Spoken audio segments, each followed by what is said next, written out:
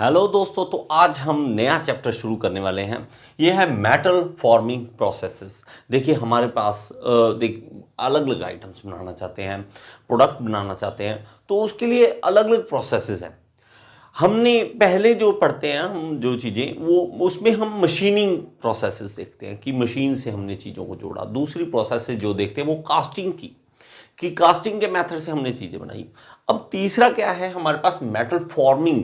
अब वर्ड देखो, फॉर्म करना, फॉर्म क्या है, उसकी फॉर्म को चेंज करना, ठीक है, फॉर्म ही बदल देना, जिस शेप में जिस साइज में हो उसको बदलना, ठीक है। उसके बारे में हम पढ़ेंगे, पूरा डिटेल में चैप्टर लेके जाएंगे। तो आज शुरू करने इंट्रोडक्शन देखते हैं। ये इंट्रोडक्शन क्या है इसकी। It may be defined as the processes in which desired shape and size are obtained through plastic deformation of material with force।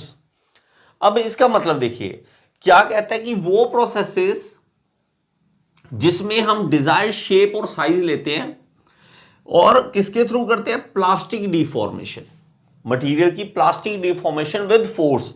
तो हम उसको फोर्स लगा के जब प्लास्टिक डिफॉर्मेशन उसकी कर देते हैं। देखिए एक होता है इलास्टिक, एक होता है प्लास्टिक। जैसे हम दिमाग में हमेशा आता है कि प्लास्टिक क्या चीज़ है जी, प्लास्टिक की बाल्टी, प्लास्टिक का मग है, हम उसको प्लास्टिक बोलते हैं। नहीं मेरे भाई, प्लास्टिक क्या है, हम जब किसी इलास्टिक चीज़ को खींचते हैं, स्प्रिंग है जैसे, खींचते हैं वापस, लेकिन अचानक से ज़्यादा ही फोर्स लगा दें तो वो स्प्रिंग वापस नहीं जाता, तो वो प्लास्टिसिटी में एंटर कर गया, उसकी प्लास्टिक रेंज बन गई अब, ठीक है, तो वो प्लास्टिक कहलाएगा। अब दिमाग में आता है कि इलास्टिक है, लेकिन जब वो अपना साइज दोबारा नहीं रीगेन कर पाता तो उसको हम क्या कहते हैं, प्लास्टिक मटेरियल। तो हमारे पास प्लास्टिक डिफॉर्मेशन होती है उस मटेरियल की, कब, किससे, विद फोर्स, फोर्स लगाने से, ठीक है, इससे होता है। तो इसमें हम क्या फोर्स लगाते हैं, जैसे हमने टेंसाइल, कंप्रेसिव, बेंडिंग, शीयरिंग, ये सारी फोर्स जो है, कोई भी फोर्स लगाने से जब हम उसकी शेप और साइज चेंज कर देते हैं तो वो हमारे पास कौन सी बन जाता है, मेटल फॉर्मिंग प्रोसेसेस बन जाती हैं। तो इसकी मैं आपको कुछ एग्जांपल देना चाहूंगा, जैसे कि क्या है, forging, extrusion, punching, piercing, rolling, slitting, press work, ये सब कुछ क्या है, मेटल फॉर्मिंग प्रोसेसेस में आता है। तो इसमें और बाकियों में कुछ डिफरेंस है, ठीक है, वो डिफरेंस बहुत ही इंपॉर्टेंट है। ये डिफरेंस किस तरह से है वो बहुत ही इंपॉर्टेंट जो है वो समझ लें। तो इसमें क्या होता है, क्रिस्टल और grains changes in the direction of metal flow. इसका मतलब क्या है, देखिए हमारे पास जब मटेरियल को इनर पार्ट हम इनर से देखते हैं तो उसके ग्रेन्स जो होते हैं हमारे पास जैसे रेशे बोल देते हैं हिंदी में, तो उसके जो रेशे हैं वो अलग अलग तरह से चेंजेस होते हैं। किस तरह से, जैसे हम ना कास्टिंग करते हैं, तो कास्टिंग में हमने क्या किया है कि लिक्विड मेटल उस खड्डे में डाला, जिस डिजायर्ड शेप का, जिस साइज का चाहिए उस खड्डे से में डालते हैं, जिसको मोल्ड कैविटी बोलते हैं, और वो बन जाता है, ठीक है, वो ठंडा होने के बाद मेटल, तो वो हमारे पास डिजायर्ड जो प्रोडक्ट चाहिए वो मिल जाता है। अब उसमें जो ग्रेन्स जो होते हैं वो कुछ इस तरह से हमारे पास डॉटेड, इस तरह से आपको देखने को मिलेंगे, ये डॉटेड होगा, ठीक है, इस तरह से, क्योंकि ग्रेन्स हमारे इस तरह से होंगे, क्योंकि हमने लिक्विड मेटल डाला है तो इस तरह का होगा, ठीक है। और दूसरा, जब हम किसी के ऊपर मशीनिंग करते हैं, मशीनिंग का मतलब क्या है, या इवन हम वेल्डिंग भी करते हैं और हम दो पार्ट को अलग अलग बनाने के बाद जोड़ते हैं, तो उसमें जो ग्रेन्स मिलेंगे ना हमें कुछ इस तरह से मिलेंगे, देखो इस तरह से, ठीक है, इस तरह से, तो ग्रेन्स कुछ इस तरह के होंगे। लेकिन हमारे पास जब फॉर्मिंग करते हैं ना, जैसे फोर्जिंग की बात करें, मेटल फॉर्मिंग में फोर्जिंग की बात करें, तो ये जो पहले क्या होता है, बार हमारे पास सीधी है, हम किसी बेंड करते हैं ना, इस चीज को ऐसा बनाना है, मान लो तो मेरे पास सीधा एक पहले ऐसा पार्ट था, हमने बीच में से बेंड कर दिया और इस तरह का शेप बना दिया, तो हमारे पास इसमें जो रेशियो होंगे ना वो कुछ इस तरह के बनेंगे, देखो, ठीक है, कुछ इस तरह के बनेंगे। तो वो रेशे जो हैं वो उसके साथ ही चल रहे हैं, इस स्पेशल इसके कारण बहुत ज्यादा स्ट्रेंथ इसकी इंक्रीज होती है।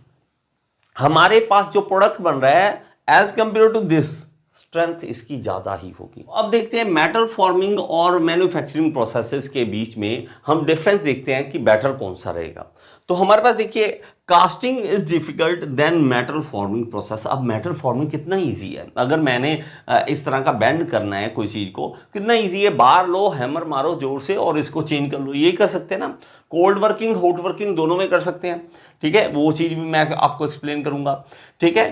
तो ये कर सकते, इजी है। लेकिन कास्टिंग के लिए पहले आप मेटल को मेल्ट करेंगे, ठीक है, उधर हम मोल्ड कैविटी पैटर्न बनाएंगे, मोल्ड कैविटी बनाएंगे, उसको ठंडा करें, कितना कुछ करने के बाद हमारे पास कास्टिंग तैयार हो रही है। यहाँ क्या है, हैमर मारना और काम हमारा हो गया, ठीक है। तो कितना डिफरेंस है। और इन कास्टिंग फाइबर लाइंस आर डिस्ट्रॉक्टेड, तो इस तरह से ये फाइबर लाइन जो है वो डिस्ट्रॉक्टेड हो जाती है, ठीक है। और minimum wastage as compared to casting, तो इसमें हमारे पास जो है वेस्टेज बहुत कम है, वेस्टेज बहुत ज़्यादा कम होती है इसमें as compared to casting. Casting में वेस्टेज इसलिए कि हमारे पास गेटिंग सिस्टम बनाना है, वो भी बार बार ख़राब होता है, तो उसमें वेस्टेज जाती है। तो इसमें क्या है, ऐसा कुछ नहीं है। और सबसे ज़्यादा इंपॉर्टेंट, इसके क्या हायर स्ट्रेंथ मिलती है, इसके कारण हमें स्ट्रेंथ ज़्यादा मिलती है, जो हमें रिक्वायर्ड होता है कि मेटल की स्ट्रेंथ हो, जो प्रोडक्ट बनाएं उसमें स्ट्रेंथ हो, तो वो स्ट्रेंथ भी मिलती है हमें। हाई डायमेंशनल एक्यूरेसी, और एक्यूरेसी ये सबसे ज़्यादा इंपॉर्टेंट कि एक्यूरेसी के साथ चीज़ बनना। अब कास्टिंग में सबसे बड़ी प्रॉब्लम क्या थी कि हमारे पास इसकी एक्यूरेसी बनाना बड़ा मुश्किल था। कास्टिंग में इतना मुश्किल है कि हमें उसके लिए अलाउंसेस देने पड़ते हैं, मशीनिंग करनी पड़ती है, सब कुछ करने के बाद हमारे पास एक्यूरेसी आती है, लेकिन इसमें काफ़ी एक्यूरेसी आती है। और लास्ट पॉइंट ये कि ये ऑटोमेटेड, ये जो काम है हमारे पास मेटल फॉर्मिंग का, वो ऑटोमेटेड किया जा सकता है, हम किसी मशीन के थ्रू उसको करवा सकते हैं। लेकिन कास्टिंग जैसा है, कास्टिंग हम नहीं करवा सकते, ऐसा काम नहीं हम कर सकते हैं।